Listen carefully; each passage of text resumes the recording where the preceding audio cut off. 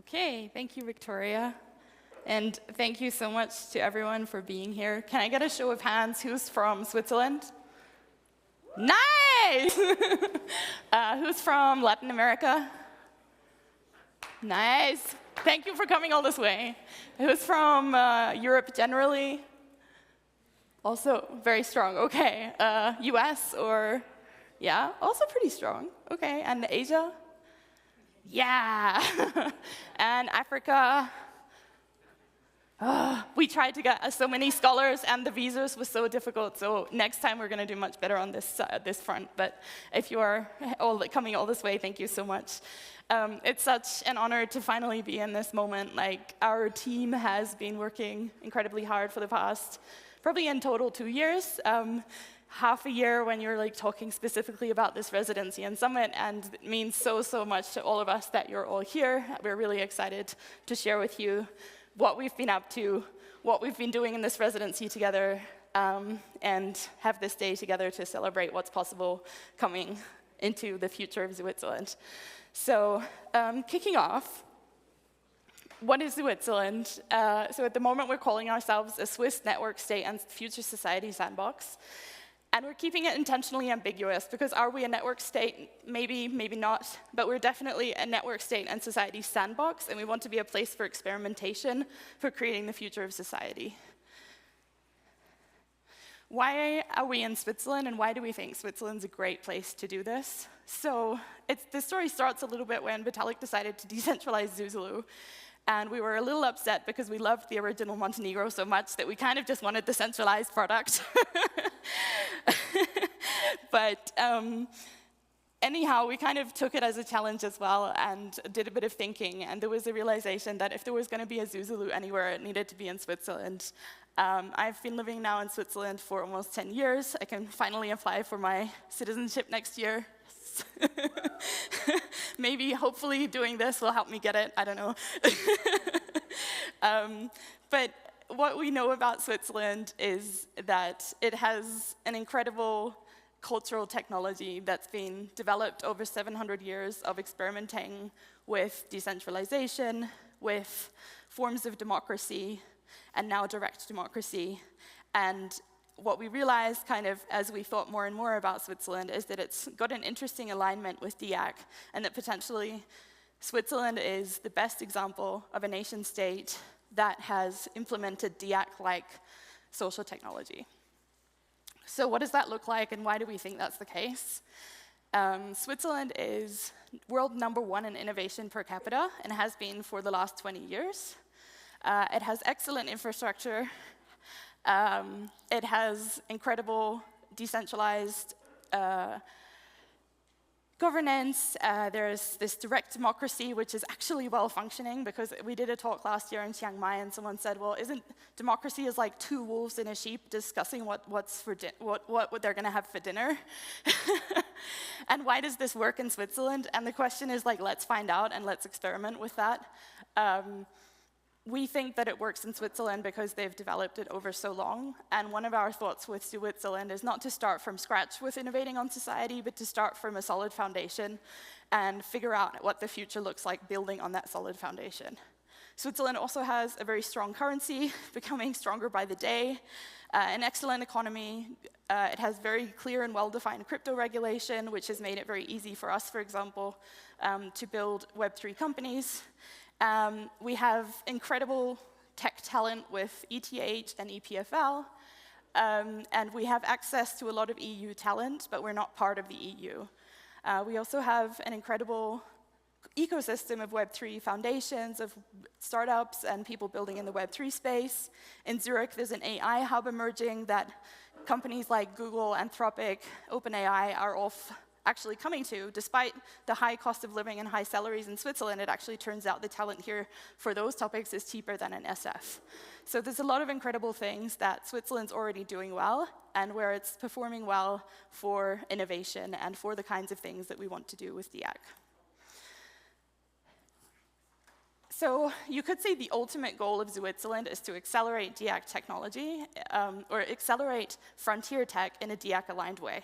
So the things that we want to do to protect and defend or essentially, as Vitalik has kind of said it in his essays in the past, we want to accelerate technology. Technology is good, but we want to do it in a way where we're actually looking out for the potential dangers and risks, and we're integrating the optimistic paths with the less optimistic paths. So our realization kind of when we decided to do Switzerland was when we were looking at this particular image from his essay and going, you know, this looks a lot like Switzerland. This looks like a lot of the cultural values that Switzerland holds dear. And one of the things that we came across was this painting, the Gotthardpost, which is a famous painting in Switzerland. And it's famous partially because it seems to represent, or it's said to represent somewhat the mindset of Swiss people. And so you have here the Gotthardpost with the horses racing across the mountain, and the calves in the background. And the Gotthardpost is supposed to represent kind of progress and industrialization, and the calves are supposed to represent, let's say, caution and the more traditional agrarian society. And the question that's asked about this calf in the front here is, does the calf get run over by the progress, or does it manage to get out of the way just in time? And it seems that in Switzerland, it manages to get out of the way just in time, and enough of that, let's say, integration of the two sides is achieved. One of the things that we looked at when we were developing the thesis around Switzerland was this paper that was done by ZHAW, and so it's one of the Zurich universities, where they talk about the culture and mentality of Switzerland, and this is coming from real scholarly studies. And what's super interesting is that Switzerland is second in the world in their future orientation culturally. But they're also very high in uncertainty avoidance. And so they're future-oriented, they're thinking about the long term, they're kind of the good things in the future, the bad things in the future. But they're also very high in uncertainty avoidance in their as-is value, so what we actually are or how we believe ourselves to be. What's really interesting, though, is this kind of conflict that they have internally, or it seems to be, that their should-be value of uncertainty avoidance is one of the lowest in the world. In other words, they see themselves as avoiding uncertainty, but also have a very high, we should be doing better, we should be doing better. And I think that this kind of reflects a very DIAC mindset, and reflects some of what has been developed over these many years of balancing progress and caution in Swiss society. And so this was our kind of point of, there's a lot that can be learned here for DIAC, and there's a lot that we can build on in building our future societies. I wanted to get a little bit more specific as well, because I don't usually talk too much into the detail of what that actually looks like. But I thought it would be nice to give some examples. So I broke down here like, so DIAC kind of in Vitalik's essays, and Vitalik, shout out if I say something wrong, but he's got these three things that represent DIAC, which is defensive, democratic, and decentralized. And if you break down like what is Swiss society doing that represents some of these things? So on the defensive side, I think something that stuck out to me when I moved to Switzerland the first time and registered at the local municipality and got my residence card was that with my residence card, they handed me iodine tablets, or a prescription for iodine tablets. And I was like, what is going on? But that is one of their just small ways of ensuring that even though the likelihood of nuclear war is relatively low, they have that one thing that can be done that is a relatively low cost to them as a society, but in the case of all-out disaster, could actually save a lot of damage and essentially provide for resilience. There's also something where all importers have the obligation to stockpile food and other resources so at least 1 month's supply of any food, or there's also some things like oil and key commodities, essentially. One thing that I also think is really interesting is the unemployment insurance. So if you become unemployed, you have an income for up to 2 years that's a large proportion of your actual income. And I think that's super smart, because when you see what happens in a recession, people all lose their jobs, or a lot of people lose their jobs. And so instead of having what you have in many countries where all those people stop spending because they suddenly have zero money, it's a lot more buffered, and people keep spending at least to a large degree of what they're normally spending, and so that impact on the economy that sort of self-reinforces that you often have in a recession is somewhat mitigated. I also went through this myself. I had a really bad burnout after my time in the corporate world. And I was so lucky to have incredible mental health care in Switzerland. And I think that that's actually incredibly defensive, because it actually, for one, it keeps your human capital productive and able to keep contributing to society. On the other hand, it just, as a general thing that they have as a Swiss society, it keeps a level of health that enables a certain resilience in the society and an ability to deal with crises. When COVID happened, there were so many people that had mental health crises, depression, all sorts of things. Switzerland had the mental health infrastructure to deal with that. I think that most countries probably did not. I won't go into all of these, because I would probably be talking for a very long time. Another point, though, on the defensive side is that Switzerland, for a long time, had a policy every house needed to have a bunker that would serve as a fallout shelter. And they now have over 360,000 bunkers in the country, and enough bunkers to house the entire population in the case of nuclear war. I think it's the only country in the world that has that. I could be wrong, but yeah, it's incredible and it's extremely defensive, and I think these are all great examples of what's being done in Switzerland on the defensive side.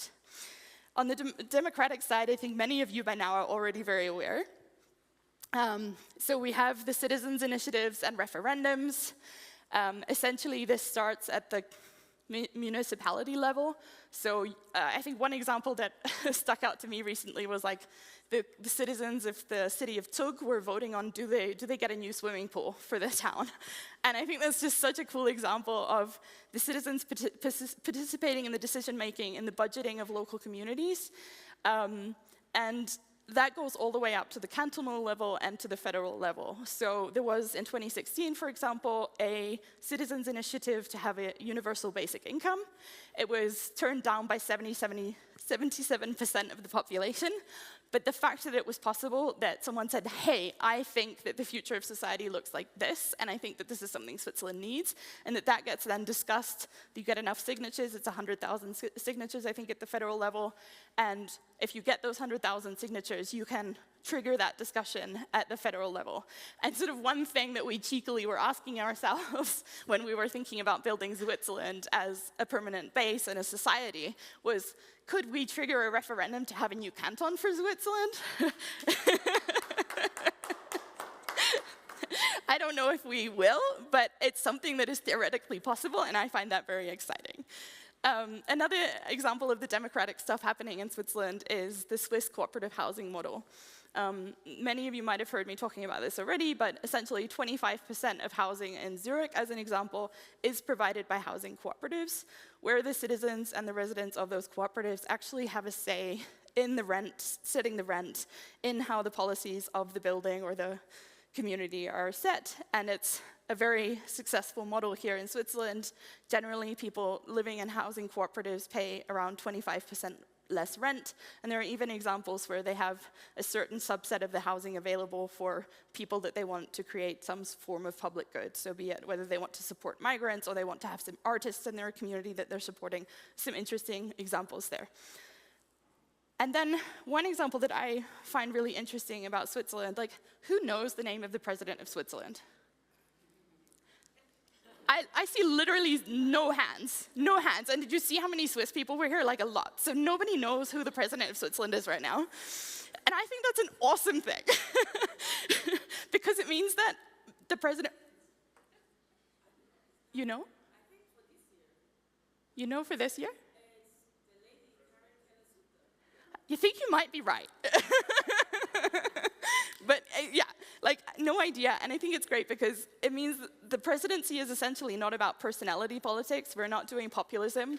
The way it works, and I'll probably explain this really badly, but there's a federal council of 7 people.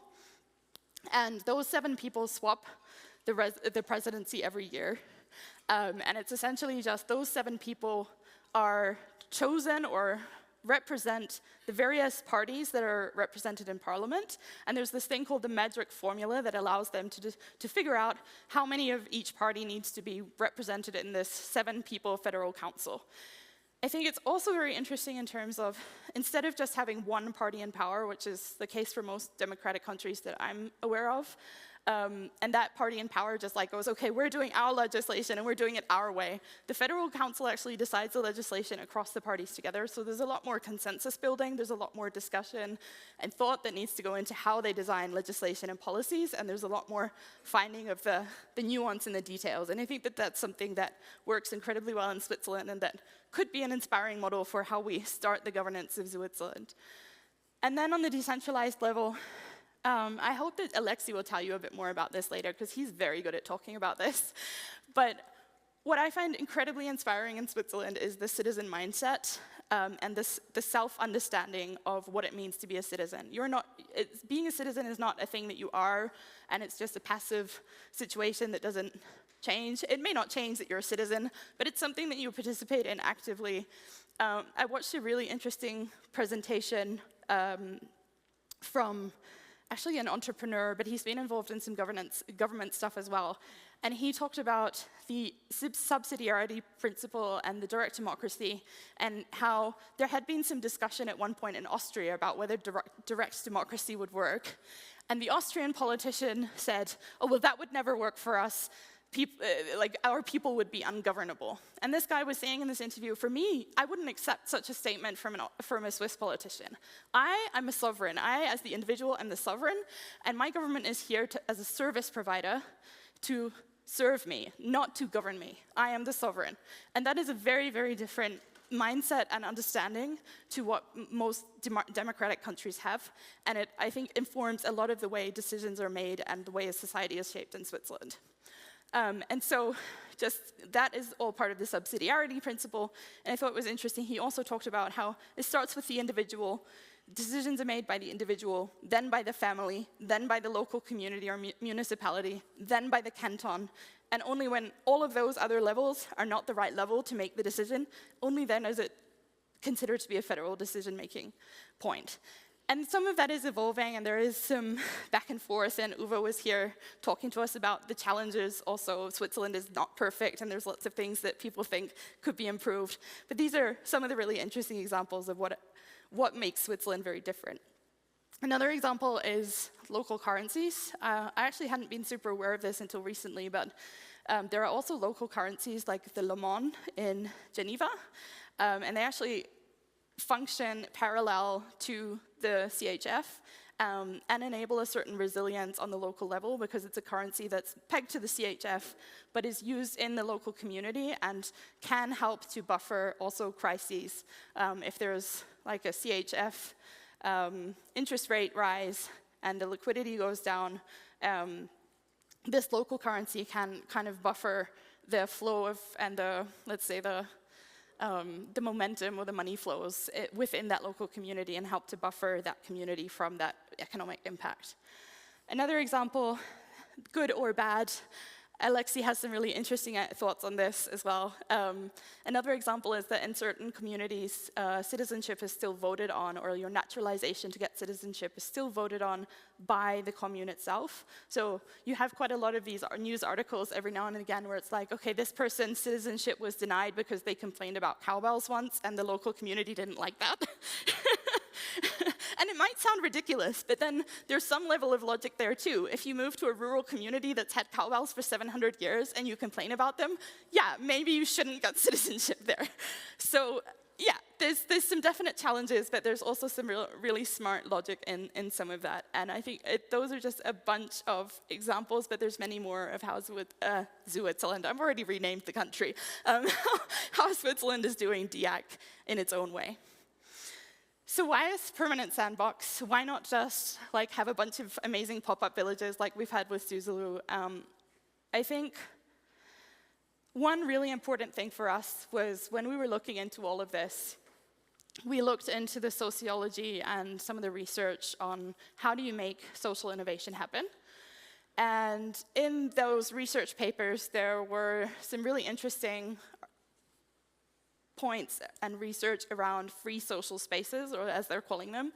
And essentially what they're saying is that radical innovation doesn't happen in wider society. It happens in these niches that you can call free social spaces. So some of the examples of these niches were, for example, the Parisian cafe culture that enabled social revolution, the churches in the south of the US that served as a kind of an incubation for the civil rights movement, the cafes in Vienna that became like a hub for the intellectual movement in the 19th, 20th century. These are kind of like examples, and those can be physical spaces. They don't have to necessarily be physical spaces, but they are definitely protected, sheltered environments. And what we had kind of thought with Montenegro and Zulu is that provided some sort of sheltered environment, but that environment was gone after 2 months. What if we had that environment where we can experiment, where we can be amongst crazy nerds that want to build stuff and really want to change the world, and we can be amongst those people the whole year? And that kind of led us to, we want to, with Switzerland, create a free social space that allows us to start from the solid foundations of what's working in Switzerland and in the real world, learn from those successful models for coordination, but also iterate on them, experiment faster, dog food our tech in person, have thoughtful discourse, and then once we've actually got things working on a small scale, potentially bring them to the wider society and help to change the way things are evolving in Swiss society or in other societies around the world. There are also some really practical reasons why a permanent sandbox makes sense. One being pop-ups are really good and very valuable for dog fooding tech, but they're also really expensive, and if you're constantly using a resort or something that you're renting for the month, the economies of scale are not there. So we need this cheaper, more repeatable model for pop-up villages to happen. There's also a loss of productivity that's happening from all of the travel to different pop-up villages around the world. It's great to still have a transnational network of pop-up villages and these permanent spaces. It doesn't mean that Switzerland needs to be the only one by far, but it's very nice if we can have some permanence in those nodes that we have around the world, and we are not forced to constantly travel and lose that productivity, because I think that the world needs what a lot of the people in this room and in these villages are doing, and the more productive we can be, the better. There's some practical reasons around a lot of the things we're doing or the people here are doing are deep tech, and they require more specialized infrastructure, which isn't necessarily available in, say, a resort environment. And so it makes sense to build something more permanent. I haven't personally been in Honduras and what they're doing with Prospera and Vitalia. Or it's not Vitalia, it's Infinita, sorry. But some of our team has been there, and they were talking about how incredible it is seeing that permanent infrastructure evolving from one year to the next, and seeing this become something that is really there the whole year. There's also personal considerations. A lot of us are actually adults and don't necessarily want to travel all the time. It may be hard if you have family and kids to have them educated in some level of consistency. And maybe the last and most important point, if we're going to model a direction for wider society in a small sandbox, it probably isn't going to happen virtually. So what are the goals for this permanent hub? And this is not a final document or in any way official, but thinking out loud, we want to create some sort of talent magnet that's going to accelerate DEC-aligned projects and builders. We want to cross-pollinate and coordinate and accelerate the tech by coordinating effectively and efficiently. We want to enable learning and knowledge transfer between people of different disciplines. We want to support open source and public goods and create something maybe like universities do, say a Harvard or a Stanford, in bringing the right talent to the place by supporting them, subsidizing them, and making good things happen. We also want to figure out how to have a governance that's driven by those with a longer-term stake in alignment. And we want to create this sandbox for new societal models, or as Vitalik once said, a museum of the future, so that you can come here, be part of this society, and you're using ZK tech for your passport to get in. You're using crypto as the full rails of the financial system in this community. You're using all of these technologies for everything on a day-to-day basis, and we're showing that it can be done, and it can be done well, and it can even be done better than what already exists. These are just some high-level topics that we've thought about as being core potentially to our hub, partially because they matter to us as a movement, and partially because they are really strong in Switzerland. So governance, democracy, and crypto economics is something we can do really well in Switzerland. Identity, privacy, ZK tech, another thing that Switzerland is strong in and we have great talent for. There's also incredible people building robotics and automation and AI. And there's an incredible deep tech community and ecosystem that can support things like climate tech and health tech. So getting to somewhere near the end here, what are we actually trying to create? What are some of the requirements? We need a space for 200 people to live and work, ideally. We need some co-working space for residents and visitors. We need event space that we can host pop-up villages like this. I think this is an incredible space. This works well. Let's do more of this. We need some sort of like cafes and community cooking for a healthy, longevity-oriented lifestyle. We want to essentially recreate the quality of lifestyle that you can get in a New York or an SF, including the network effects, and possibly most importantly, the network effects, but do it in a smaller, more confined group. We want to have space for labs on our space, or at least nearby. And we need to, and this is a really important one for Switzerland, figure out how to get the living costs into a model that enables a network of transnational talent to actually come to us. Loosely, and we can talk more about the specifics of what this could look like later on today, but some current inspirations for how we might create this model. Harvard and Stanford, so these are huge universities. They have large endowment funds, and they are using those endowment funds to support public goods funding, scholarships, research, and all sorts of things that they want to have, and that keep increasing the value of their human capital and their network. Switzerland and Swiss cooperatives are a huge inspiration, as I've already gone into. One example that's a little maybe left field, but I think Soho House is a really interesting example of a transnational network of physical spaces that enable living and co-working, that are financially sustainable, even potentially very profitable, and that are a hub for high-quality talent and meaningful networks and network effects on a small scale. Ethereum values and the Ethereum Foundation and the ecosystem that's been built around that are, of course, huge inspirations to how we do things. And, of course, Silicon Valley as a model for how do we really create amazing network effects where people want to be here and the best builders want to come here. Silicon Valley is the #1 that we would eventually like to emulate in a small way. So we had some really great discussions in the last weeks, and I will keep it short on this, but I think some key conclusions about why it won't work and why it might work. Why won't it work? And there are a lot of these reasons. Many have tried to recreate Silicon Valley before and failed poorly. Large, well-funded governments and cities have tried to recreate Silicon Valley and failed. Bootstrapping network effects is super challenging. Success stories in the past, a lot of them, have emerged organically. So when you look at things or communities or ecosystems that have evolved, they've often come more organically. And for Switzerland in particular, high living costs and a large investment required to make this happen. Those are all the bad things. Those are all the things, the challenges we're working against us. Why do we think it might work? There's a huge power, I believe, in Zuzulu's emerging transnational network of hubs.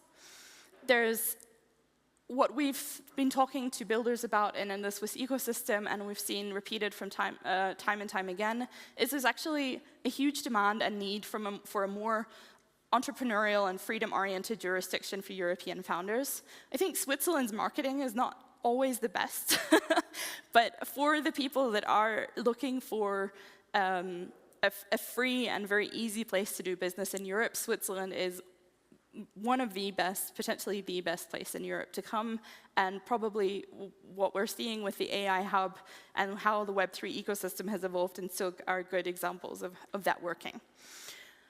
We have, with AI and Web3, really great existing local support, and someone from the very interesting project that's coming out of Zug, Sabina, is going to be speaking later today about the kinds of things that are actually happening on the government and cantonal level that are supporting and enabling this kind of work, and we hope very much that there will be a lot of support in the local ecosystem for what we're trying to achieve. And of course, with Ethereum, we have an incredible ecosystem of potential builders, ecosystems, L2s, and networks of funding and capital allocation that can support this in very diverse and interesting ways. So we shall see. I'm not sure how much time we have for Q&A. No time? OK. Then no Q&A right now. We'll move on to the part that I'm very excited about, which is to hear from Vitalik and hear his thoughts on governance and lots of interesting things that he probably hasn't even told us yet.